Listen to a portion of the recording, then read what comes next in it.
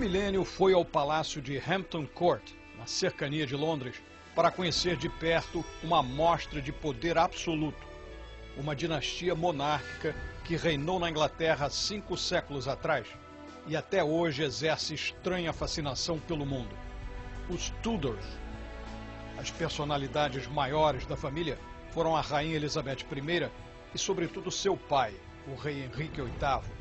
Ele que subiu ao trono há exatamente 500 anos, quando no Brasil nem se tinha passado uma década desde a chegada de Cabral. Henrique VIII comprova a afirmação de que o poder absoluto corrompe absolutamente. Seu reinado definiu a Inglaterra como potência, criou a poderosa marinha que iria dominar o mundo, abalou a Igreja Católica com impacto até hoje, soltou as amarras do capitalismo que avançou pelo exterior. Ao mesmo tempo, revelou-se uma tirania capaz de trucidar opositores, adversários políticos ou religiosos e ainda arrancar a cabeça de 2 rainhas casadas com ele e acusadas de adultério, Ana Bolena e Catherine Howard. A trajetória deste rei-celebridade atrai milhões de visitantes estrangeiros aos locais onde ele viveu, inclusive este castelo, sua residência principal. Aqui entramos no Great Hall, entre vitrais e tapeçarias de época, para uma conversa com a curadora de pesquisas e a mais recente biógrafa do rei, Susannah Lipscomb, historiadora da Universidade de Oxford. What's the big deal that makes Henry VIII so famous? He ruled 500 years ago. He didn't rule that long. He ruled less than 40 years, a country smaller than France, not yet the empire that would become. Why is he a celebrity king? I think it's because Henry VIII went from being something so glorious to being quite a tyrant. So early in his life he was good-looking and very good at everything he did and quite a golden boy prince. But later in his life turned very bad and had 2 of his wives killed, several of his close friends and ministers. And of course he was also married 6 times. It's quite a good tabloid story. But not only that, he also had a big impact on England and Britain. He broke away from the Roman Catholic Church, setting up the Church of England. And actually we could see his reign as the sort of beginning of modern Britain, modern civilization, you might say.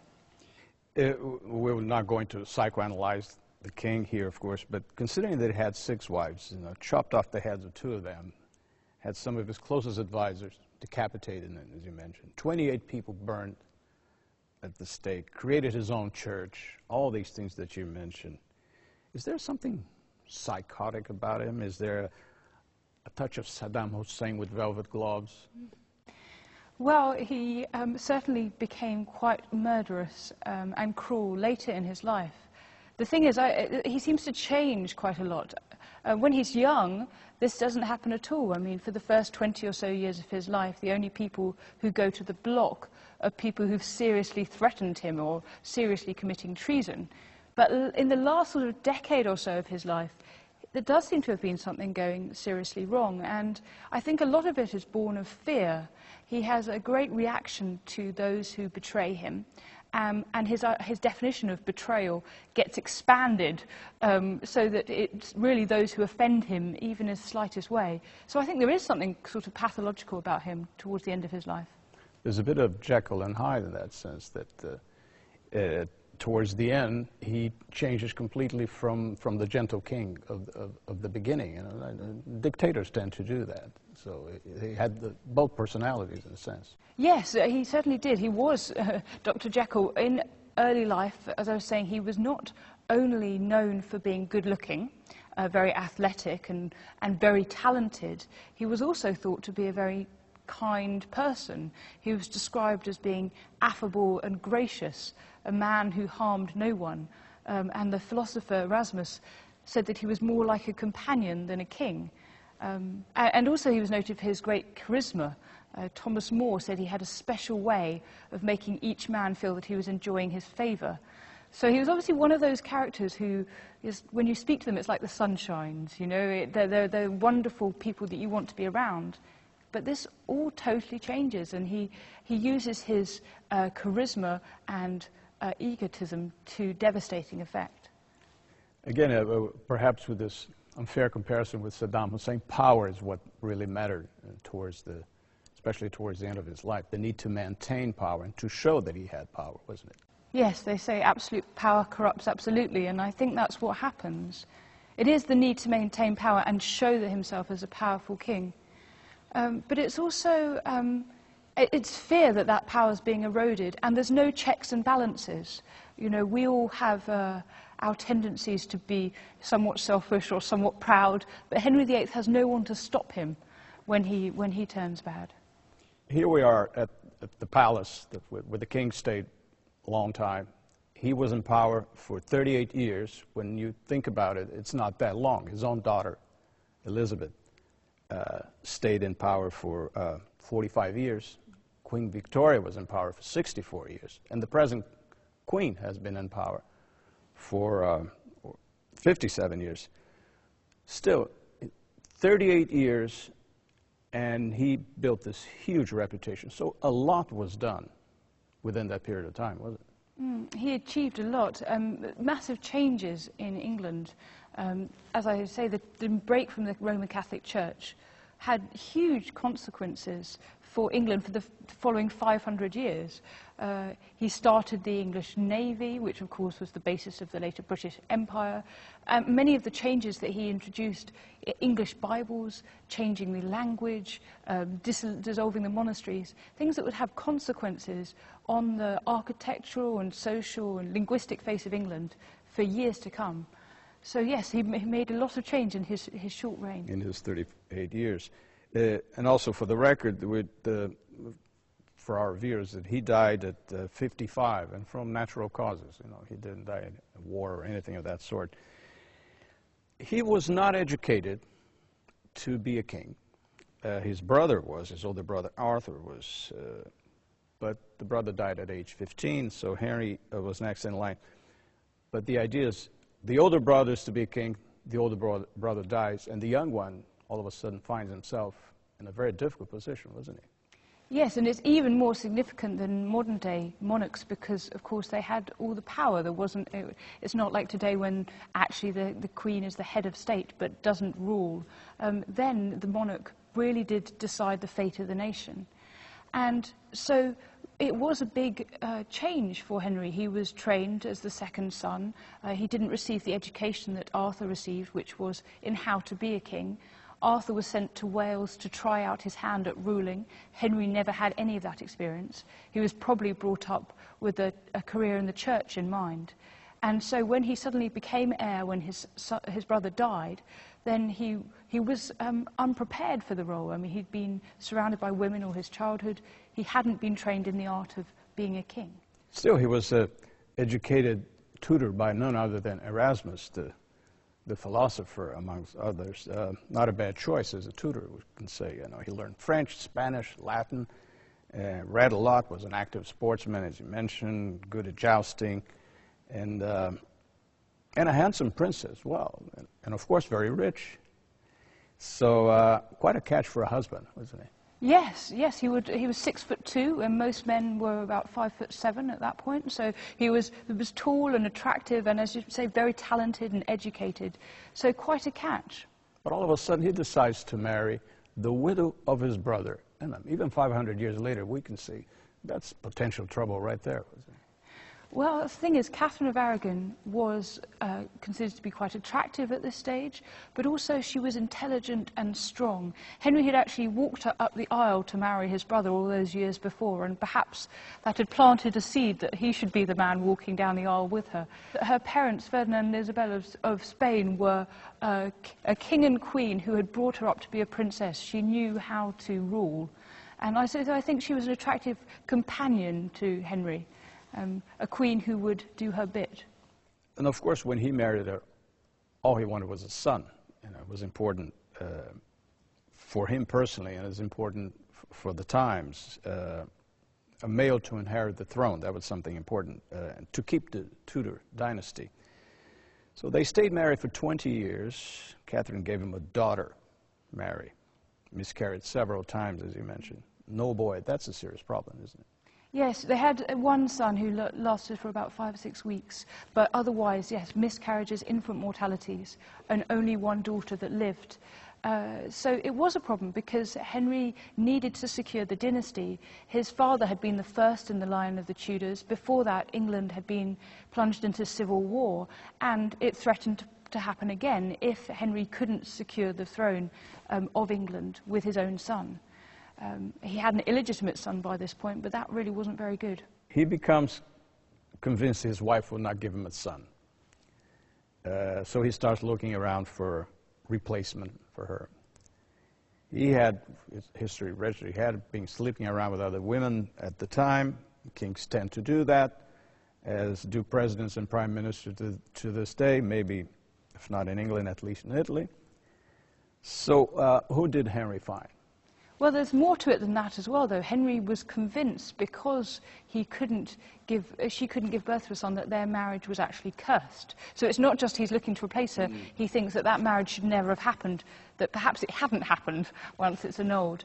And he finds Anne Boleyn. Anne Boleyn is a lady at the court from 1526. She was educated in France. She comes across as glamorous, cosmopolitan, and she's very alluring to Henry. I mean, the thing is, he doesn't just look for beauty in his wives, he does also look for intelligence and wit, and Anne Boleyn has that. Plus the fact that she is the sister of a woman that he was seeing around while he was still married to the previous wife. Yes, the irony there, because the reason in the end that he is able to divorce or annul his marriage to Catherine is that she was married to his brother, but by the same degrees of consanguinity he had known, as it were, her Anne Boleyn's sister. But, you know, putting that aside. The problem, of course, is that if you're a decent Catholic king, you can't divorce your wife. You're stuck, unless you find a good excuse to split. So what excuse did he try to find? The excuse, or the reason, depending on Henry, whose point of view we're looking at, was that Catherine had been married to Arthur, which was forbidden at the time by... His brother. Yes, by Arthur's... so by the Pope. But the thing is, a dispensation had been granted by the Pope to allow Henry to marry Catherine, but this later was decided not to be valid, particularly if Catherine and Henry's brother Arthur had actually consummated their marriage. So that was the excuse he tried to use to annul the marriage. Exactly. But of course the Pope didn't go for it. And so Henry decides to leave her anyway. He leaves Catherine and says goodbye to Rome, to the Pope, creates his own church, and marries Anne Boleyn. Pretty radical stuff, isn't it? Yes, it's a big decision to change, to break from the Roman Catholic Church is an enormous decision. It goes to show that he must have really believed that his marriage to Catherine was wrong, and that the necessity of marrying Anne Boleyn. But he doesn't do all these things in this order as well, that's the funny thing. He secretly marries Anne once, and then again officially, and then gets around to divorcing his first wife, Catherine. Okay, so Henry created his own church, which might not surprise some people today, see these evangelical churches showing up all the time, but at the time it was a gigantic move.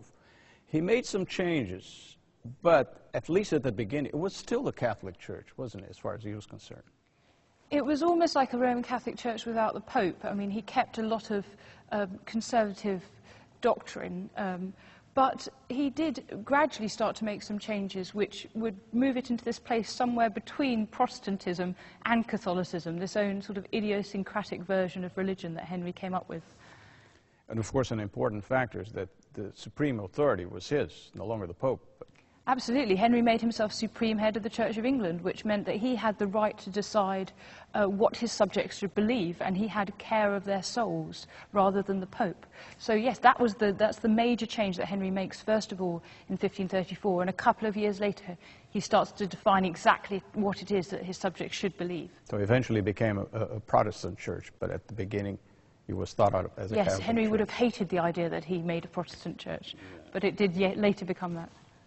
And the tradition remains to this day, because the head of the Anglican Church, as it became known, Church of England, That's right. Is still the Queen, isn't it? That's right, yes. So Henry's daughter Elizabeth became Supreme Governor of the Church of England in deference to her sex. But now, yes, today, our Queen is the head of the Church, and if Charles becomes king, he will also be the head of the Church. But one of the obligations, if you're the head of the Church at the time, you had to convince the people that you had a direct line to the divine. Well, I think Henry was less interested in what his people believed, as long as they did what they were told. But, I mean, obviously there's a strong idea about the divine right of kings, and that kings were put in place by God to rule.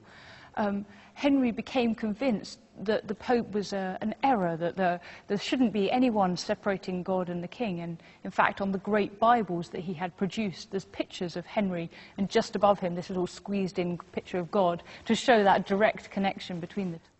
It's also interesting to try to understand at that time that there was a belief in a certain natural order of things, which meant that people accepted the kings were better and the noble people were better than the rest, than the peasants. You know, it's to take George Orwell, 500 years behind. You know, some people were more equal than others.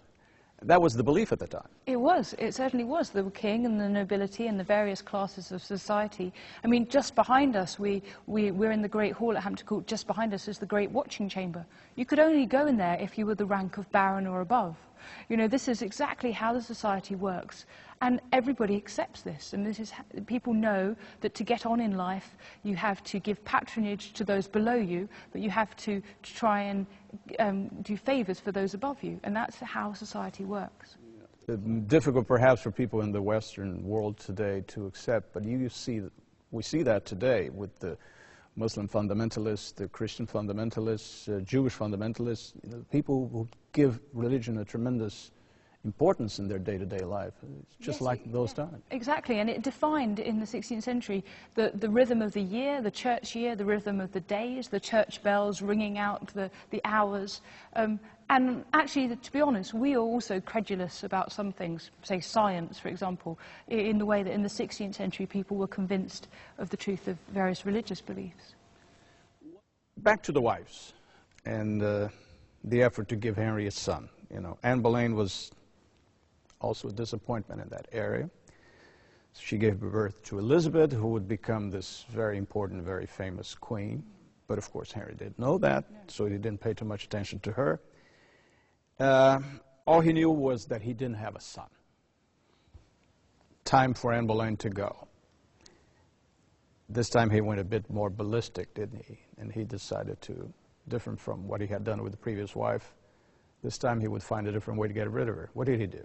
Well, I don't think he got rid of her because she didn't give birth to a son. Though she hadn't done that, she had only found a better excuse. I don't think he found an excuse. I think he was genuinely convinced that she had betrayed him. And the fact is, she had just miscarried, but I think he hoped that she would have another son. Anyway, either way, he became convinced that she had committed adultery with a number of men of the king's privy chamber, including her brother. And so for this, which was a great humiliation in 16th century terms, it suggested that Henry VIII was not man enough to satisfy her. Therefore, He told somebody that she had more than 100 gentlemen. He did, yes. He walked around sort of crying, and he was there was sort of great tragedy, and he's quite sort of egotistic, quite a record, hyperbolic in that sense. Somebody who's living here in this palace, and under the eyes of everybody, it's hard to have 100 men that the king wouldn't know about. It's highly unlikely she did. I mean, there's absolutely no evidence that she was anything other than innocent. She didn't have the time. To have the time, yes. And she was accused of telling someone, this probably didn't make Henry very happy.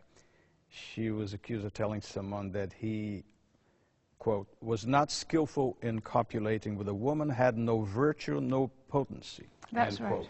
She had told that to a macho her king like Henry probably wouldn't like that at all. No. She said that to her brother, and then her brother said that in court when in their trial. He was told not to, he was given it on a piece of paper and told not to read it out loud.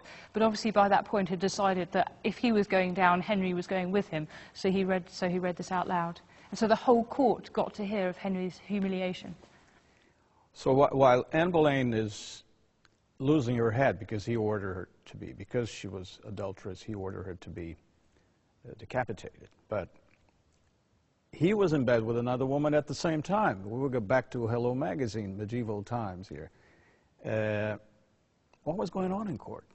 Well, the thing is, after Henry had been so humiliated in public, he wanted to restore his public image, I think, among the court. So he went out banqueting with the ladies late into the night.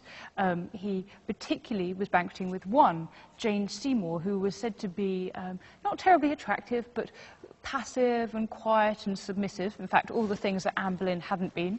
And it's also, in fact, the year that he has Holbein paint a portrait of him, that picture we're so familiar with his broad shoulders and his splayed legs, so these two triangles that meet to focus on his bulging codpiece.